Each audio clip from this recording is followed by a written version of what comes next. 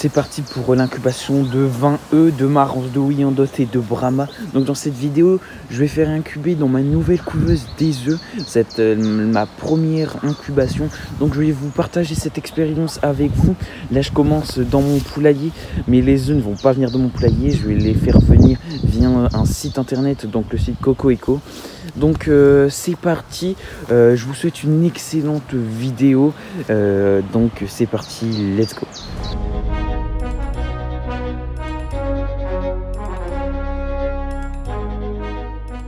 Donc voici la commande qu'on a reçue. Donc les œufs, donc j'ai acheté 10 œufs de marance, 7 œufs de Wyandotte et 3 œufs de Brahma. Donc ils sont tous ici, j'ai regardé, ils sont déjà tous intacts. Donc ça c'est vraiment super. Donc comme vous l'avez vu, c'est vraiment super bien emballé. Donc c'est ce qu'on appelle sur le site où j'ai acheté, donc Coco Eco. C'est une association qui fait ça, il n'y a aucun partenariat. Mais vraiment c'est super bien parce qu'ils proposent des boîtes comme ça où les œufs sont placés dans de la mousse. Et vraiment on a vraiment c'est vraiment des super bonnes protections. Du coup c'est des packs qu'on appelle des ovopacks. Donc je vais vous montrer d'un peu plus près le contenu de la boîte. Donc je filme ça un peu, on est la nuit, donc j'espère que vous verrez. Donc en plus l'éleveur il a super bien mis, on voit les œufs de marance entre les œufs blancs, c'est vraiment super beau. Donc moi j'ai entre temps, donc ça fait plusieurs heures que j'ai reçu le colis, j'ai fait préchauffer ma couveuse, j'ai mis de l'eau et tout. Donc j'ai mis, en fait ce que j'ai programmé à 100 degrés Fahrenheit, mais en fait à chaque fois il se bloque à quelques degrés. Donc ça c'est super bien parce que c'est encore mieux, ça équivaut 99,7 degrés Fahrenheit, équivaut à 37,6, du coup c'est vraiment la température parfaite. Autodégrométrie, on tourne autour des 42 au-dessus. Du coup je rappelle que les capteurs se trouvent au-dessus, donc c'est à dire qu'en dessous, comme l'eau se trouve en dessous, il y aura un peu plus d'humidité en dessous que au-dessus. Donc c'est vraiment superbe. Donc le retournement ça se fait automatiquement pendant les 21 jours, du coup, enfin pendant les 18 jours, parce que quand il restera que 3 jours de couvaison, le retournement ne s'effectuera plus et je devrais donc poser les œufs sous le tapis qu'il y a en dessous, enlever les tiroirs, etc. Donc ici en fait ce qu'on va retrouver ici, ça sera en fait pour remettre des thermomètres pour regarder si la température est bonne. Donc je vais le faire. Non mais normalement il n'y a pas de souci, ça devrait aller. J'ai quand même confiance en cette couveuse. Donc c'est parfait. Et on y va, je vais placer les œufs.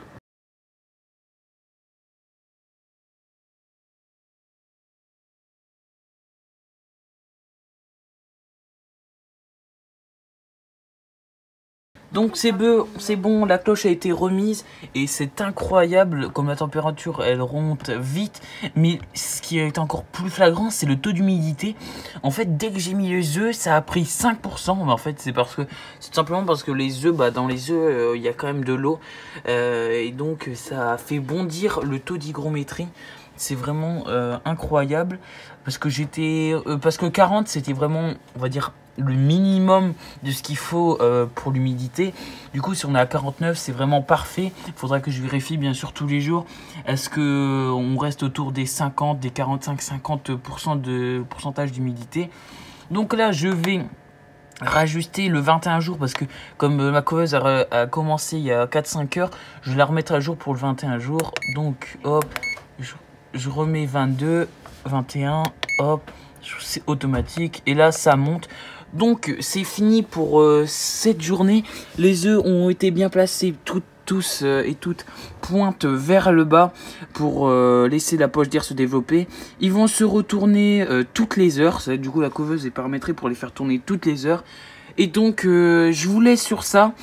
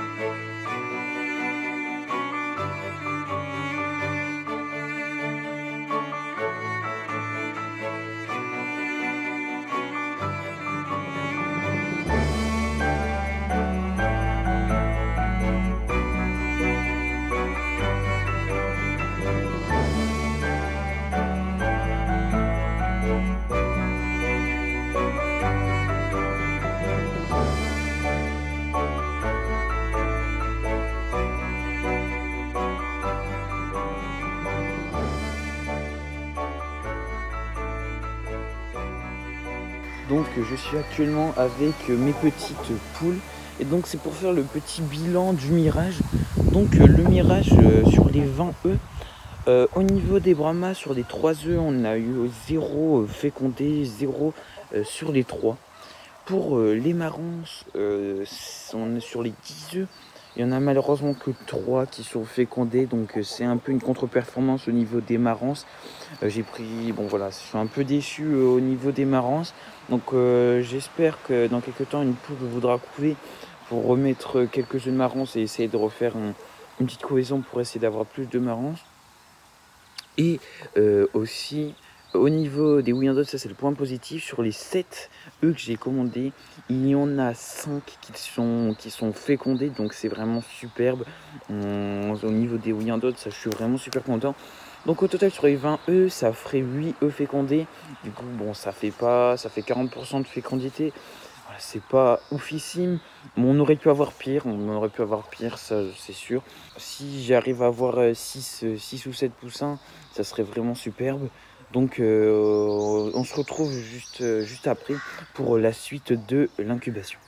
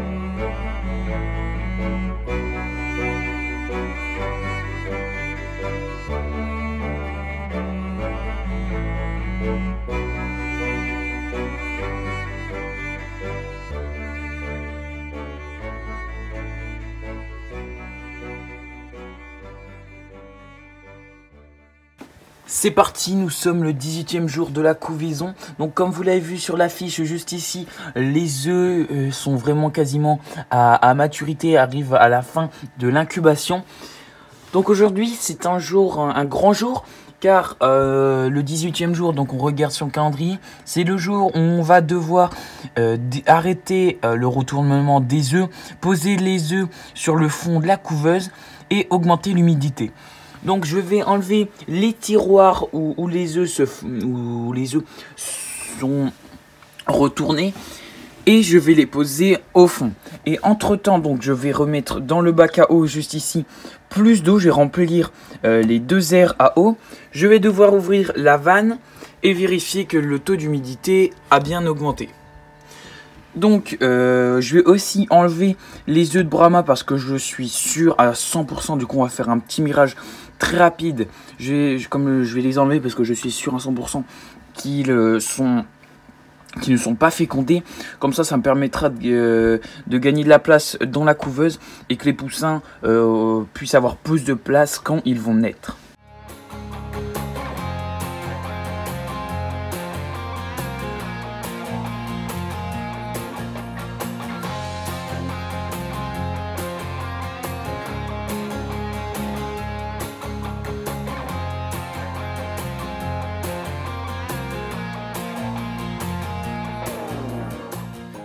La couveuse est passée en mode éclosoir. Donc je vais ouvrir la ventilation. Je vais ouvrir je vais ouvrir totalement la ventilation. Maintenant donc j'ai ouvert ici le tiroir à eau et je vais remplir. Donc la première zone a été déjà remplie.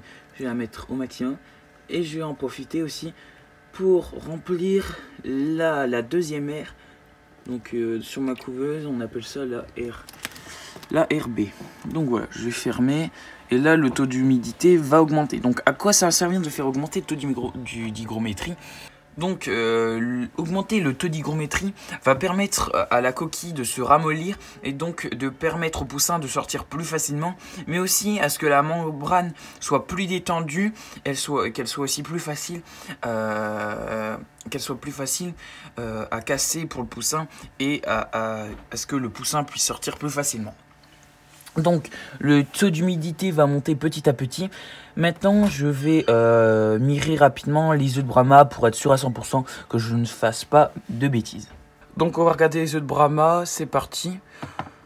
Donc on voit bien qu'il est totalement vide, il n'y a rien à l'intérieur, il y a le jaune d'œuf qui se balade dans tous les coins, dans tous les sens, on voit qu'il n'y a strictement rien, c'est même pas la peine de le laisser. On est certain sur celui-ci.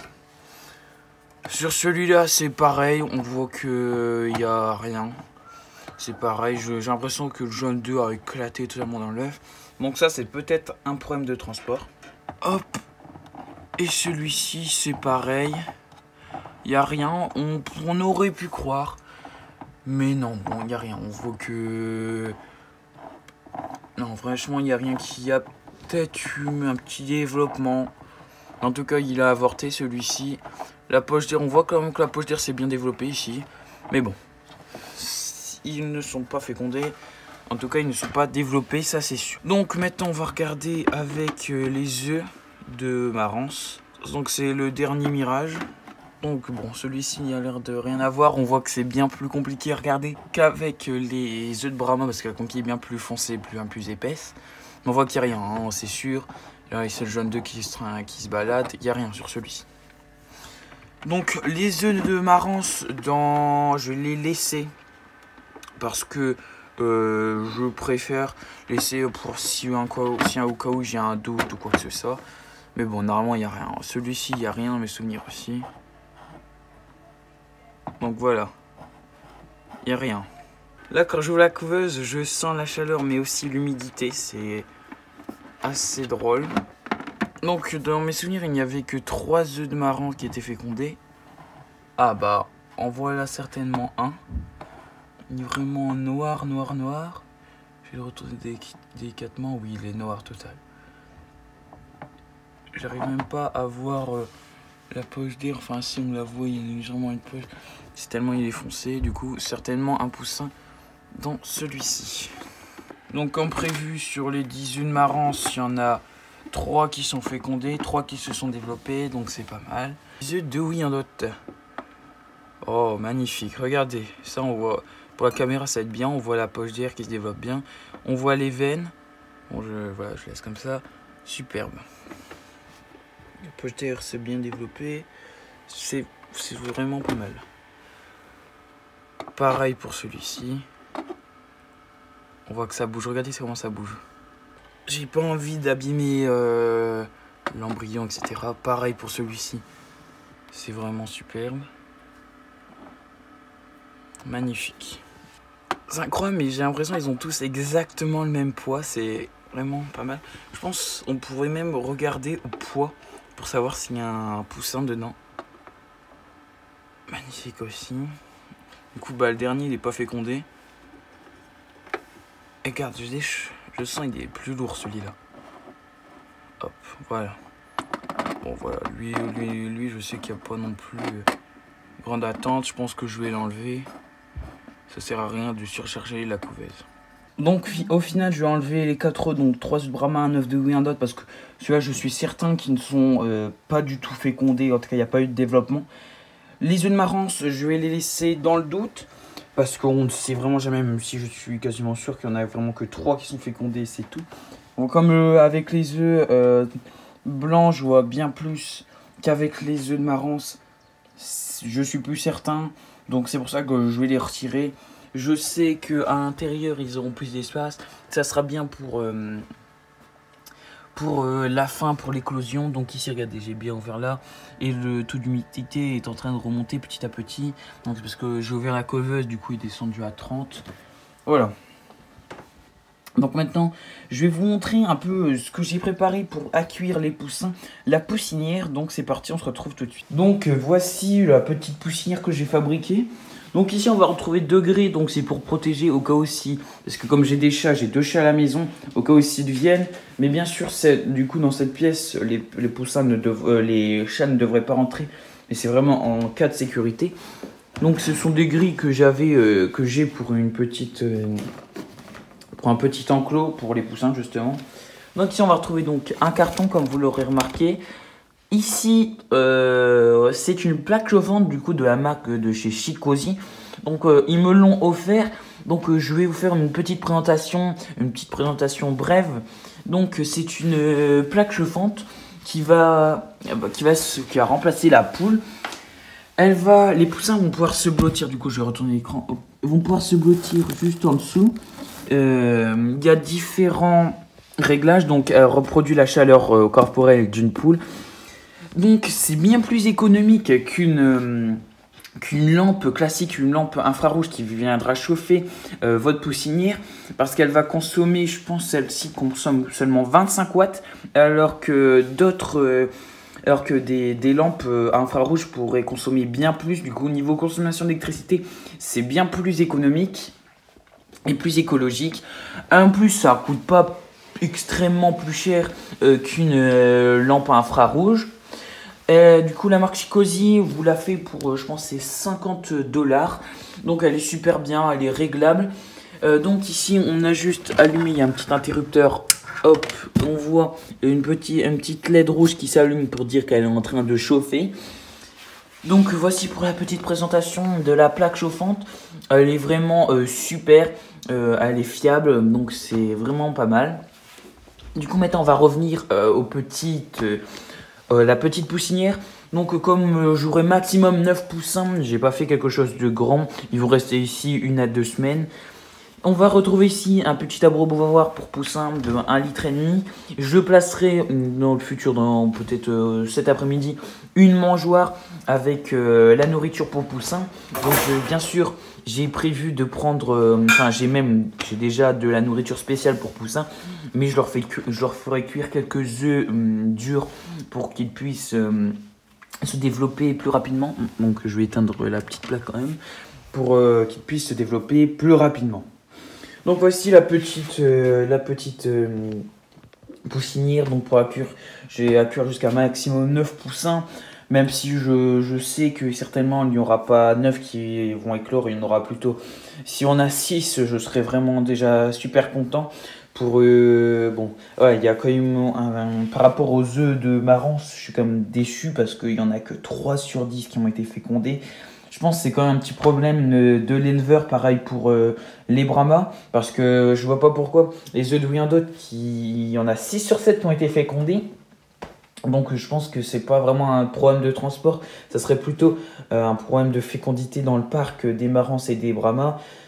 Voir ce que je vais faire. Bon, après j'ai pas envie de créer de soucis, mais bon, c'est quand même dommage.